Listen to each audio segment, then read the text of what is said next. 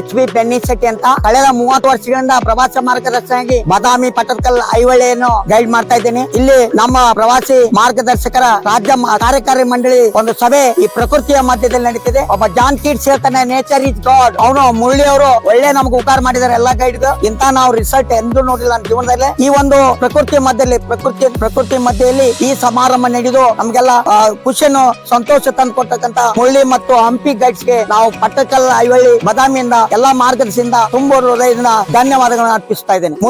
ಮುರಳಿ ಕೃಷ್ಣ ಇದ್ದಂಗ ಅವರು ದೇವ್ರಿಗೆ ಎಲ್ಲಾ ಕಡೆ ಇರ್ತಾರ. ಓಮ್ನಿ ಪ್ರೆಸೆಂಟ್ ಅವರು ಮುರಳಿ ಅಂದ್ರೆ ಅದಕ್ಕೆ ನಾವು ಎಷ್ಟು ಹೊಗಳಿದ್ರು ಕಡಿಮೆ.